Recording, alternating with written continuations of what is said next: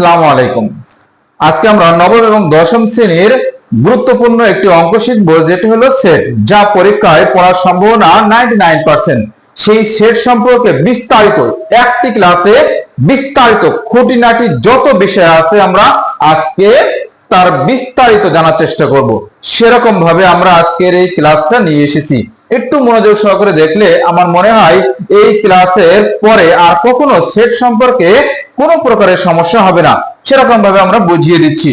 আমরা সেট হচ্ছে দুই প্রকার, যার একটি হলো সসীম আর একটি হলো অসীম সেট। সসীম মানে যেটা শেষ হয়ে যায়, আর অসীম মানে যার কোনো শেষ নেই। অর্থাৎ যেখানে লিখলাম 1 2 3, এটা আমরা শেষ করে দিলাম। আবার যদি লিখি 1 2 3 ডট ডট, তাহলে এটা হচ্ছে অসীম।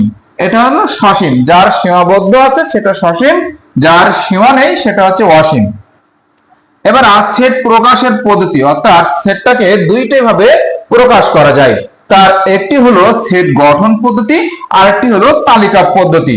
অর্থাৎ সেট গঠন পদ্ধতি হচ্ছে যেগুলো সংকেতের মাধ্যমে প্রকাশ করা হয়, সেটা হচ্ছে সেট গঠন পদ্ধতি। অর্থাৎ কিভাবে আমরা সংকেতের মাধ্যমে প্রকাশ করব? যদি আমরা এখানে লিখি x belongs to n, এখানে লিখলাম x স্কয়ার 9, এখানে কিন্তু কোনো সংখ্যায় প্রকাশ নেই, তাহলে এখানে আমরা এই সংকেতের মাধ্যমে প্রকাশ করছি, এটাকে বলা হয় সেট গঠন পদ্ধতি। আর যদি আমরা এরকম ভাবে প্রকাশ করি 2 3 4, তাহলে এটা একটা সংখ্যায় প্রকাশ, এটা হলো সংখ্যার মাধ্যমে প্রকাশ করলে সেটা হলো তালিকা পদ্ধতি। এখন আমরা এই সংকেতগুলো কি কি কি থাকলে কি হয় তার বিস্তারিত আজকে আমরা সকল খুঁটিনাটি বিষয় একদম তুলে ধরেছি। তার একটি আমরা দেখে নিই। তার প্রথমটা হলো ইউ, যেটা আমরা ইংরেজি বর্ণমালায় আমরা জেনেছি যে ইউ। ইউ মানে কিন্তু সার্বিক সেট, অর্থাৎ একটি সেটের মধ্যে যত সংখ্যা থাকবে সবগুলোর সেট হচ্ছে ইউ।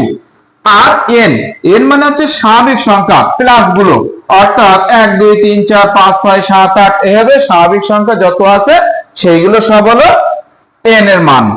যখন জেড দেওয়া থাকবে সেখানে পূর্ণ সংখ্যা, এন থাকলে শুধুমাত্র 1 2 3 4 5 6 এইগুলো প্লাস গুলো নেব।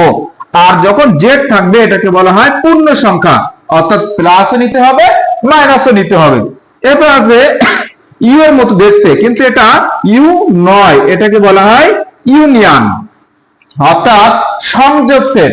এই সংযোগ সেট মানে এইটা যখন থাকবে তখন আমাদের মিলগুলো নিতে হবে আবার অমিলগুলো নিতে হবে। এবার আছে ইন্টারসেকশন, এটা এন এর মতো দেখতে কিন্তু এটা এন নয়, এটা হচ্ছে ইন্টারসেকশন। ইন্টারসেকশন মানে হচ্ছে ছেদ, অর্থাৎ দুইটা অংশের মধ্যে যেগুলো শুধুমাত্র মিল থাকবে আমরা সেগুলোই নেব। আর এই একটা দাগ দেওয়া আছে, এই দাগটাকে বলা হয় ডিফারেন্ট অফসেট, অর্থাৎ বাদ বা হলো বিয়োগ, অর্থাৎ দুইটার ভিতরে দুইটা রাশির ভিতরে বিয়োগ করতে হবে, বাদ দিতে হবে। এবার এর মধ্যে একটা দাগ আছে, এটাকে বলা হয় কমপ্লিমেন্ট, এটাকে বলা হয় কিন্তু কমপ্লিমেন্ট, অর্থাৎ ইউ থেকে সেটা বাদ। যার মাথায় এই কমপ্লিমেন্ট বা দাগটি থাকবে ইউ থেকে সেটা বাদ দেবো। কোন ইউ?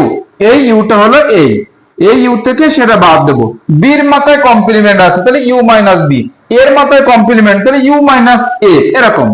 এরপরে আসবো আমরা, এটা হচ্ছে ফার্স্ট ব্র্যাকেট অর্থাৎ প্রথম বন্ধনী, এটাকে বলা হয় সেকেন্ড ব্র্যাকেট অর্থাৎ দ্বিতীয় বন্ধনী, এটাকে বলা হয় থার্ড ব্র্যাকেট অর্থাৎ তৃতীয় বন্ধনী, এটাকে বলা হয় লেস দেন, এটা হচ্ছে ছোট চিহ্ন, এটাকে বলা হয় গ্রেটার দেন মানে বড় চিহ্ন। এটা এই লেস দেনের নিচে একটা দাগ দেওয়া আছে, এটাকে বলা হয় লেস দেন অর ইকুয়াল, অথবা ছোট কিংবা সমান। আর এটা গ্রেটার দেনের নিচে একটা দাগ দেওয়া আছে, গ্রেটার দেন অর ইকুয়াল, অর্থাৎ বড় বা হলো ছোট। আর পির পাশে একটা ইয়ে দেওয়া আছে, যখনই কোনো ব্র্যাকেট দিয়ে তার পাশে পি দেওয়া থাকবে ওটাকে বলা হয় পাওয়ার অফসেট, পাওয়ার অফসেট বা হলো উপসেট, এটাকে আমরা উপসেট আকারে বলতে পারি, অর্থাৎ একটি সেটকে কত আকারে ভাঙা যায় সেইটার নামই হলো পাওয়ার অফসেট বা উপসেট। এই আমরা সংক্ষিপ্ত ভাবে এই সেটের সংকেতগুলোর নামগুলো জানলাম। আমরা অবশ্যই এর পরে এক এক করে দুই অধ্যায়ের সকল অঙ্কগুলো করে দেব, এবং সকল অঙ্কগুলো সহজ এবং শর্ট টেকনিকে পেতে আমরা অবশ্যই চ্যানেলটি সাবস্ক্রাইব করে রাখবো।